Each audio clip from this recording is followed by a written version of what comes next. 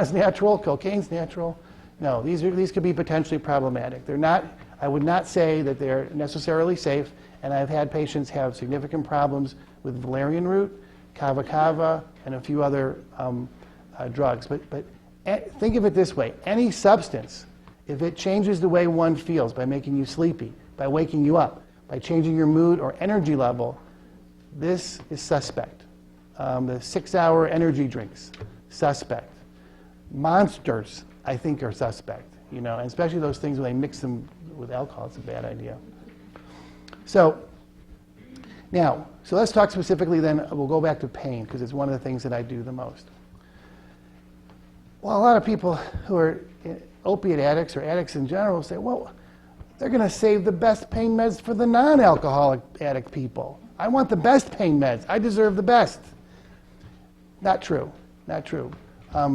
Opiates involve a direct action on the brain that can certainly mess up people with addiction, but can make the people who are not addicts feel really sick. Like we talked about, the non-addict taking the Vicodin.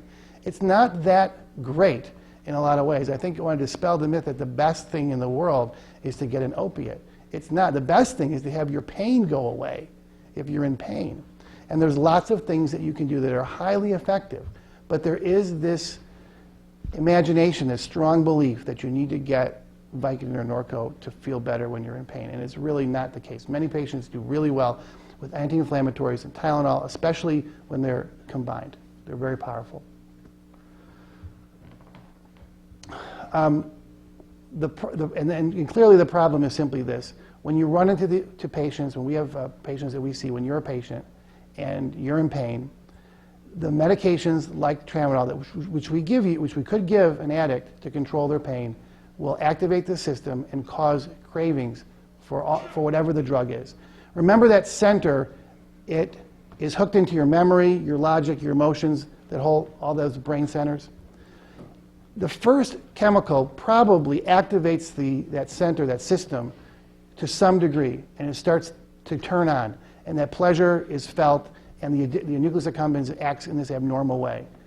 After that point, the brain will remember what was the drug of choice and cause a change in fixation and a change in motivation. And this is what leads, I believe, to people turning back to their drug, the drug that they use. The drug of choice is just simply what the brain remembered as the most rewarding.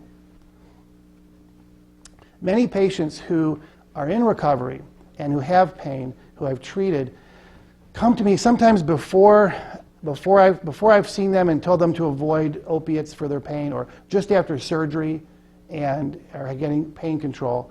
And they tend to have the same story. If they really want recovery and if they're being honest, they will often tell me a story when their surgery